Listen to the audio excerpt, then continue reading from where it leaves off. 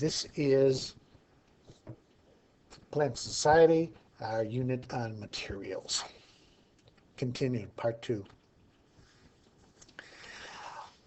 The oldest textile material in the world was actually linen. Linen is from a flax plant. And you see that growing in the field right here. And people learned early on that the plant could be crushed. The people learned that it could be laid by the riverbank, and you could get nice large fibers and make clothing out of it. It's been found 8,000 years ago in Switzerland. Probably even before that in Egypt, mummies were wrapped in linen. It was seen as a symbol of light and purity. People learned early on that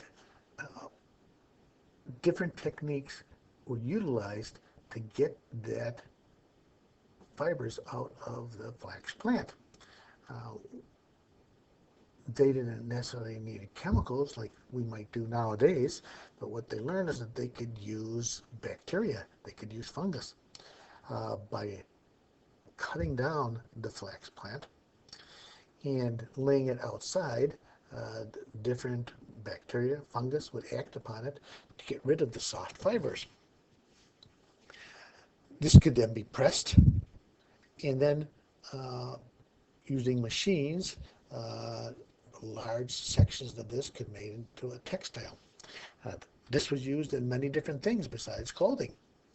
But people learned that as they made paper, where they would take the different fibers 90 degrees to each other and made multiple layers, they could do this even thicker and make shielding. You can make armor. Some of the very first armor out there was a mixture of leather or animal skins along with this linen. We've used it for many other things since then. We use it as part of our currency, 25% of it linen and 75% cotton. We use it for books, for paper. We use it for the outer part of books to protect what's inside. Very popular nowadays as we use it to around pool cue wraps because it takes away the sweat. Denim, another very popular one, was invented by Levi Strauss. He wanted to invent some clothing that was very strong, that could stand up to the rigors of the outdoor work. He made this from hemp, where he took the fibers again and put them 90 degrees to each other. He also used a blue dye, but part of it, as it was laying the fibers together, they left some white dyed hemp in there also. So we now have the characteristic color of Levi's with a little bit of white in there along with the blue. Sisal was a plant growing in around the equator. You see it's a very thick plant, very sharp leaves, and people learned that, again, there are several different fibers that could be developed here, and each grade could be used differently. The plant leaves had to be harvested first, and again, they were left on the ground, allowing Mother Nature to get rid of the softer fibers that were here.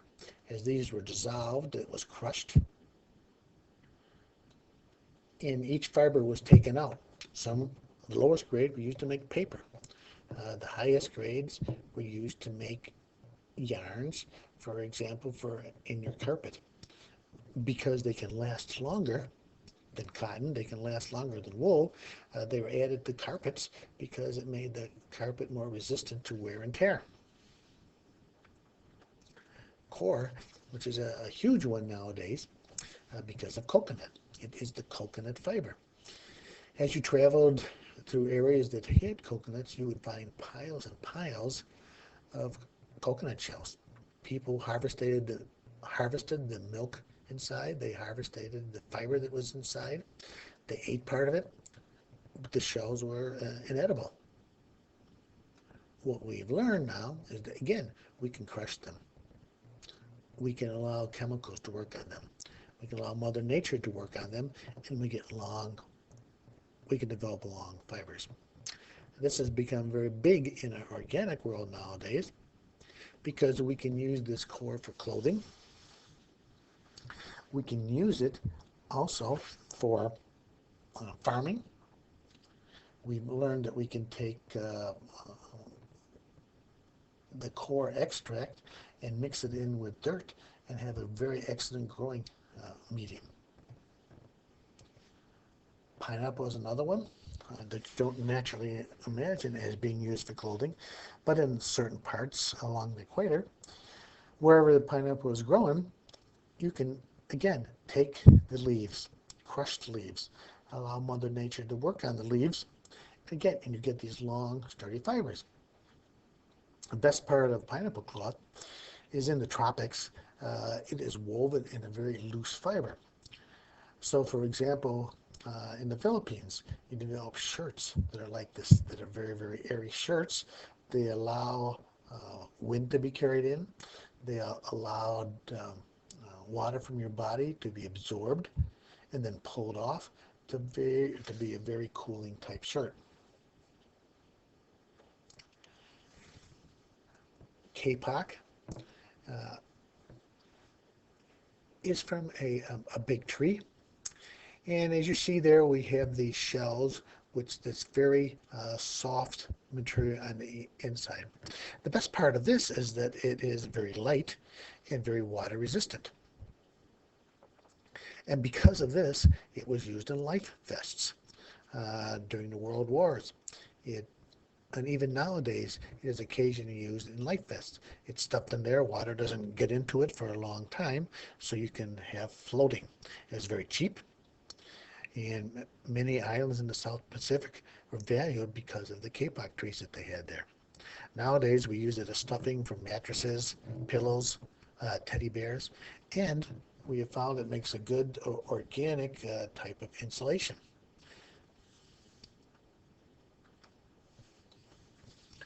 Rayon. Rayon we think of as a completely artificial fiber, but is actually part of wood fiber.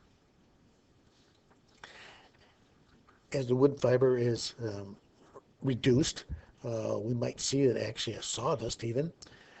As you mix it with different chemicals, it'll form a fiber which is very soft. Many people think of it as a silk product. In Europe, actually, it was sold as a silk product called viscose. Just like silk, it has these longer fibers, which are very soft, and as they are weaved together, you can see here the different bunches going out there and under, you can form a very, very soft clothing product. Even bark was made into clothing years ago. They found that you could strip trees of their bark, you could treat them with Mother Nature, you could beat them, and you can form clothing from them. This is very distinctive in Hawaii, in other South Pacific islands. This picture actually shows clothing made from the bark of mulberry trees. In Hawaii, each individual who makes this is known because as they beat this with certain instruments, it forms a very distinctive pattern, and so people who make this are known for their patterns. It was almost like a copyright.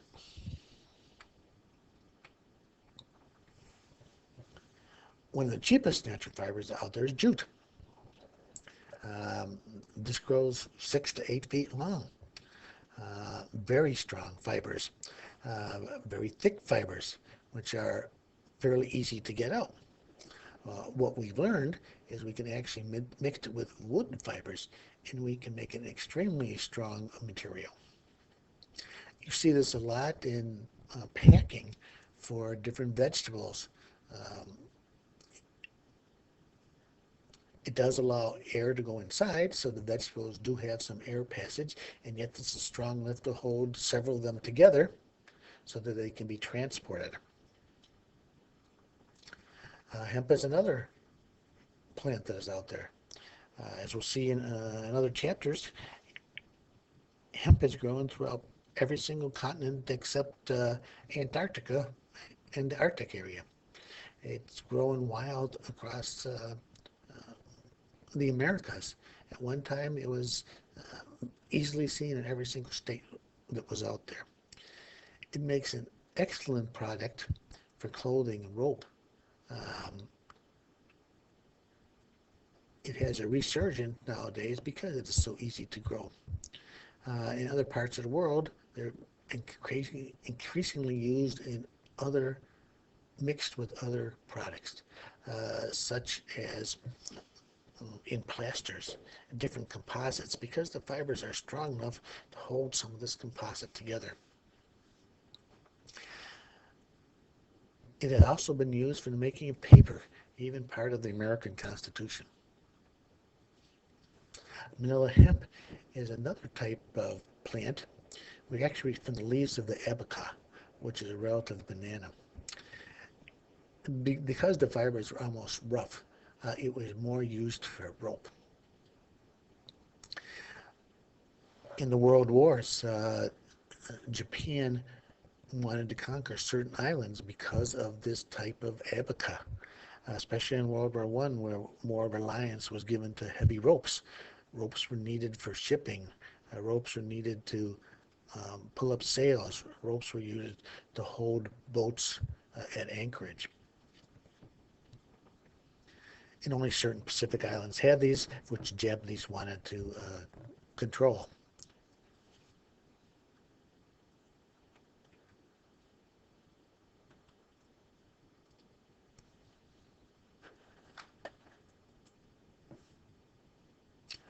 Wood and wood products. When we think about wood, we don't realize how much of it is used. It started a whole revolution again. How did we have shelter? What protected us from the elements? Original man had caves, but after that we needed wood. Wood is used throughout the world now. It's been the cause of many wars. Perhaps the Revolutionary War was started because of the need for wood in Europe. 1/3 of the earth is covered by forests. We all talk now about carbon and how do you store carbon, how this CO2 which is being released into the earth. Well, trees are one of the largest banks for storing the carbon. We're losing these forests though. In the United States there's a very active plan to keep the forests going.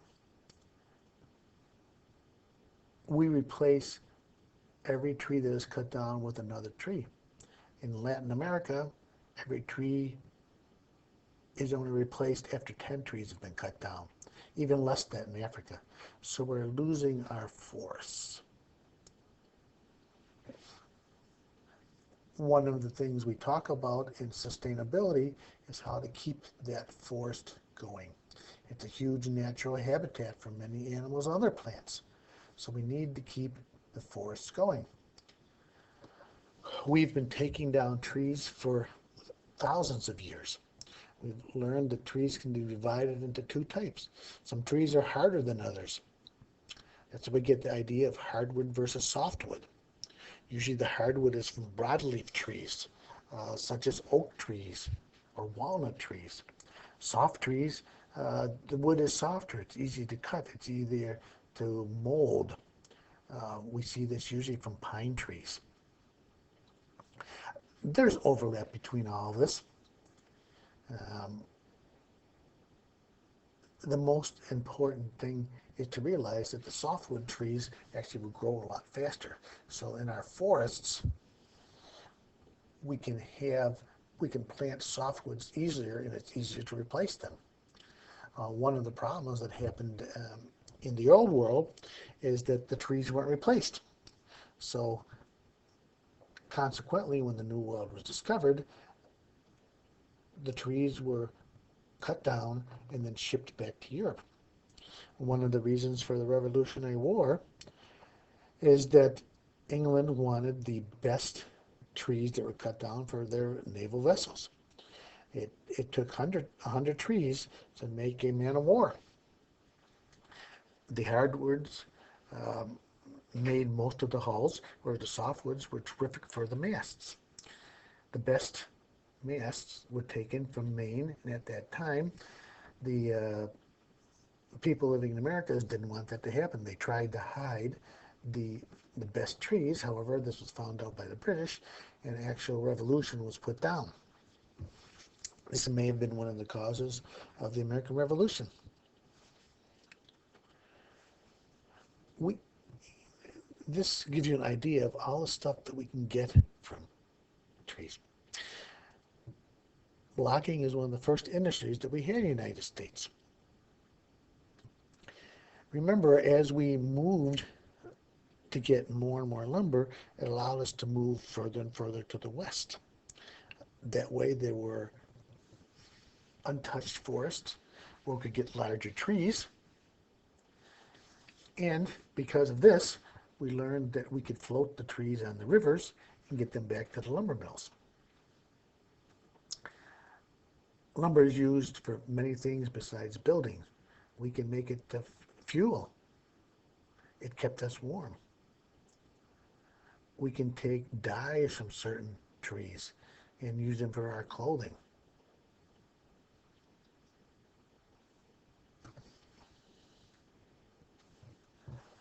One of our problems is that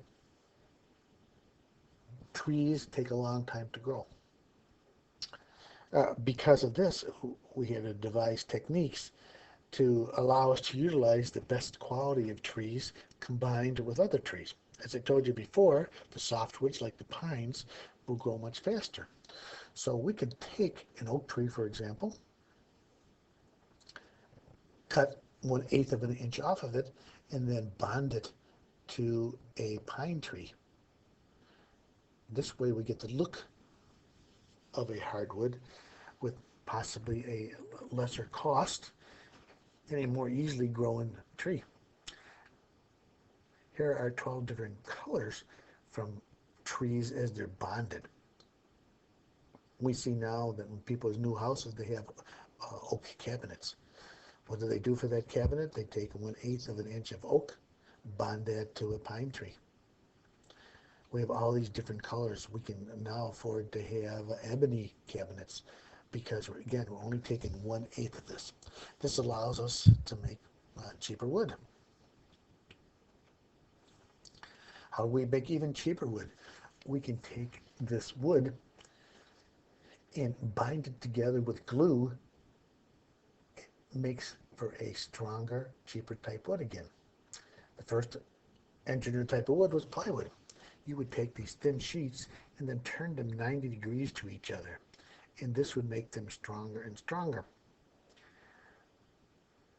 We have to rely upon the direction that the grain is going to.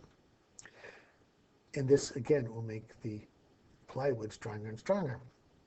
We now have types of plywood like this that resist cracking, shrinking, twisting, and we can use this as high tensile beams, which are stronger than the individual pieces of wood themselves.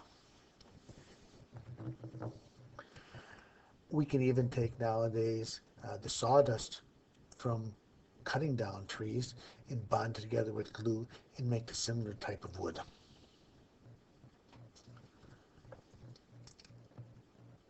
We can take this wood and make musical instruments.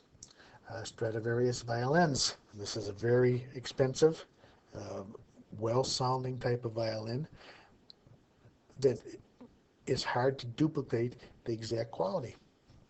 Turns out that when Stradivarius was making his violin, there's something called the Little Ice Age.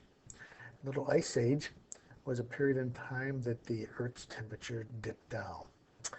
Possibly a combination of factors, having a volcano going off in the Pacific Ocean, which raised a lot of dust up into the sky. Perhaps the Gulf Stream shut down some, but this decreased the temperature throughout the world. You saw that there were, during the Revolutionary War, a famous painting of Washington crossing the Delaware there was ice in the water. That doesn't happen. What happened in Italy, where Stradivarius was making his violin, this changed the temperature, which changed the way that the pine trees were growing. This changed the rings that were in the tree, making them closer together. And because of this, the Stradivarius violins were somewhat different. The resin in the trees, where the sap that was produced, was a little different too, because the temperature was different.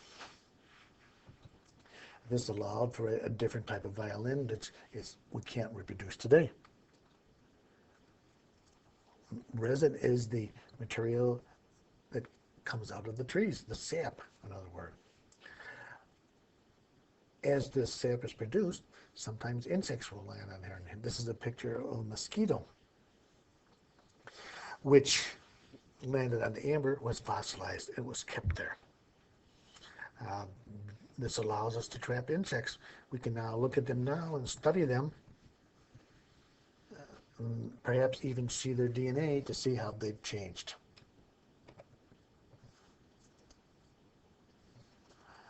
Papyrus. We made early paper from this. We learned that we could crush the fibers again, lay them out 90 degrees apart, smash them together, put weight on them, and we can use them for writing.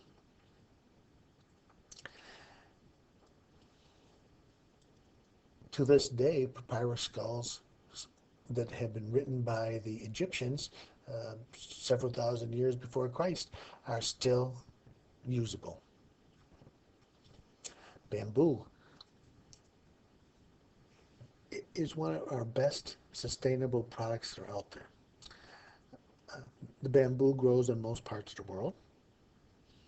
The bamboo can be small and very large, up to 30 centimeters wide. They're almost like hollow tubes. They're very much like a grass, except they do have branches on them. Bamboos are unique, that they flower at the same time throughout the world.